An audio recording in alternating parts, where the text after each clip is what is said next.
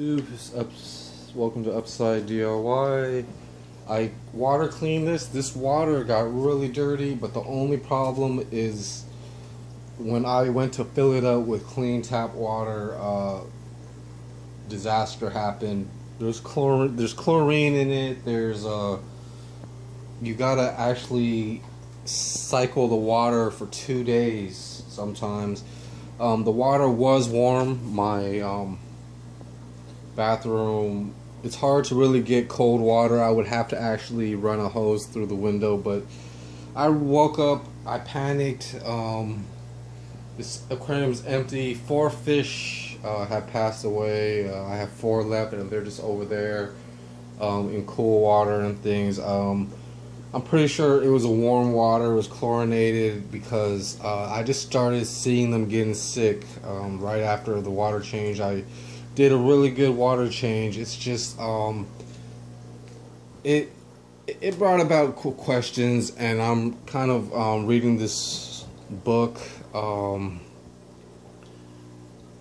try to come to grips and get past it. I did bury the fish, basically just put them inside some just threw them out, I guess, in some grass and things, with some water and things. I don't know. It's pretty much after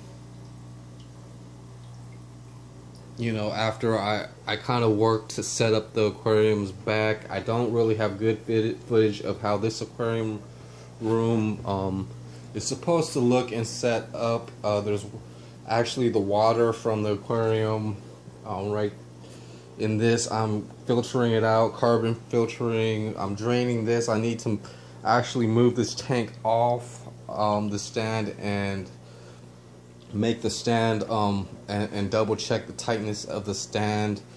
The main things I learned from this book, and I have some ideas with growing pretty much plants and tubs outdoor, whereas I can try to tie like a tree, have a system where the roots would actually go down into the water, and in the water hopefully some fish would be okay. But this room, I mean not this room, but this book says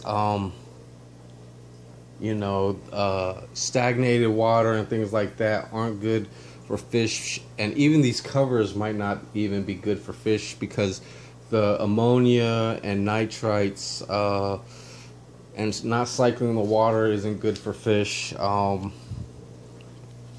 So basically, testing water conditions, ammonia, nitrite, just when things, there's already little, after cycling, carbon dioxide and ammonia is actually in fish waste, and if it gets trapped and things, but the air pump is supposed to push out a lot of the carbon dioxide. The ammonia is actually in the water. People have suggested to put ammonia inside of the aquarium while cycling to help grow the bacteria and things, to defeat the nitrites and nitrates, but I'm not really sure how much. Maybe a teaspoon. It also says a teaspoon of salt would be okay for some reason. It's just because it helps the pH, and I'm not 100% sure about this.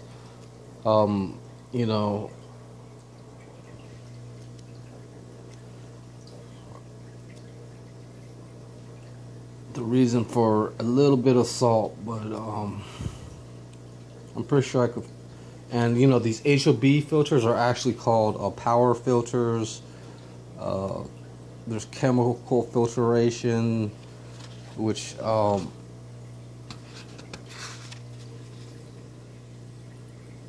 is pretty much activated carbon or other material which bonds with chlorine, ammonia, phosphate dyes, etc., that have dissolved into the water.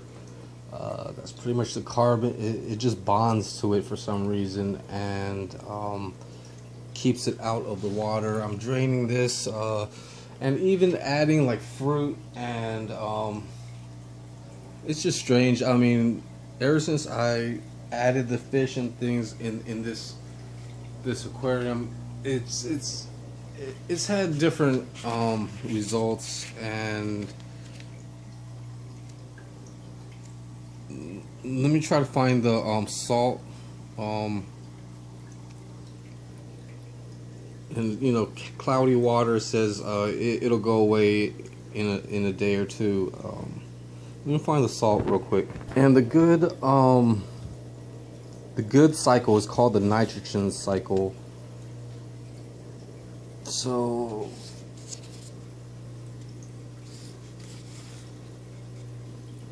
and it says pretty much 1 fish per gallon and things. I would actually you know, like with this 20-gallon, I would actually put like 1 fish for 5 gallons. The space just doesn't look as open as in nature and things like that. You know, and I would do probably 10 fish that are, but you know, as they grow, they'll add you know, an inch or two. And you know, you want to try to, you know, have fish live out, you know, comfortably throughout the whole, you know. So let me try to find something real fast, because you want to cycle the aquarium, because the chlorine in the water actually can harm the fish's slime coat. That's just how it goes. So I'm actually Brita filtering this.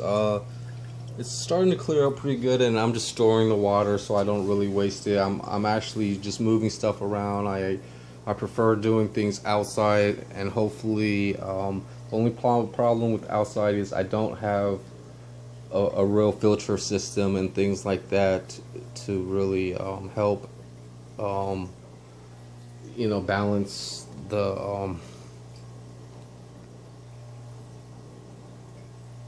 the nitrogen cycle. So the water conditioners are known as dechlorinators, and you know, the temperature and for goldfish it's between like 64. It's really a cold water fish, and I added warm water, which really made them a little bit you know, without obvious infection. Selecting healthy fish, just look for you know, no problems with them.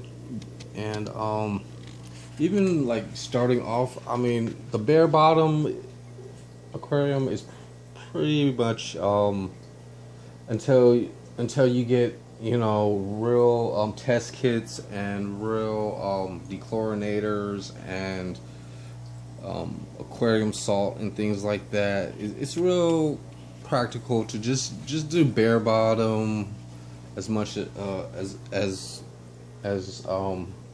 much as you know, you want to see kind of cool fish and hiding and you know. And this book even says use fake plants at first, just to get the fish kind of but yeah, the good news is I do have footage of this really nice setup. It's just you know, it takes a few years to really tune everything and have the right supplies and equipment. So 1 inch of fish per gallon of water, partial water changes. It says ammonia and nitrate levels rise very rapidly. It takes like 14 days sometimes, and that's just the fish waste, or any organic things like plums and lemons. You know, within 14 days, it just changes the water quality, and you know, it's all you have to do is find a dechlorinator, which is hard. It might be, you know, something a little more oily like meat or something. I'm not really quite sure. Or, you know, it's like a soft mineral oil type of thing. Soap, like in a bucket and things isn't really that good for fish. So the main thing, you know, nature always filters the water by moving and being diluted by the addition of rainwater and water from adjoining streams and rivers. So having the right water conditions is pretty much the first thing. The second thing is stocking it, and then perhaps feeding it. Feed it fish food and pellet food. Unlike me, I was just feeding fish, you know. So I was feeding them with fruit, and the main thing that crashed today was just, you know, pretty much the warm water. I pretty much probably put like 85, 90 degrees in it. I was hoping, and a 7 pH is pretty much the neutral. So just getting the water to room temperature can really help the bacterias needed to handle ammonia and pretty much carbon monoxide. So you need heaters and thermometers. It's just, you know, some of the organics in there, you could really smell it. If it becomes too much ammonia and things aren't really thriving in there, it just starts to poison the fish one by one and things like that. So this is pretty much how I want to set up my backyard and things. That's where those succulents, that's pretty much a liner pond. I want bicycles and just to stay busy and do a lot of work myself to save and yeah, just pretty much save from buying new things. So anything lower than 7 is acidic, anything higher is alkalinic. So this book says to buy all these things from the store. I actually had to Google things and find out about, you know, just letting the water sit for 2 days will burn off the chlorine and things like that. So this manual kind of has breeding in it. It has all types of fish. It has some of the diseases, some nice pictures. 74 to 80 degrees for tropical fish, 64 to 74 for goldfish. You know, mixing fish, bottom, top, and middle swimmers and things. What kind of food does it? But the problem is I can't find where I read just add a little bit of salt. Don't add too much salt. But I just wanted to look it up to tell you guys why a little bit of salt. I'm thinking it's just to help digestion, or actually I think I can remember it's also to help the gills. Actually, just it's to help them breathe somehow. Salt it basically keeps their gills you know, in good condition rather than having to deal with I just can't really find it right now, but I'm pretty sure it's got something to do with their gills and the salt, having a little bit of salt inside of the water and things. And it's pretty much the same way with plants. You gotta dechlorinate the water, just let it sit for like 2 days, and it should do okay. The bacteria from the plants themselves, or just, I don't know exactly, having real water test kits can really you know, have exact readings, but you know, the mechanical filter or the chemical filter, biocarbon filter, filter floss. Okay, here it is, aquarium salt. Are you wondering why some of these fish do dwell in salt?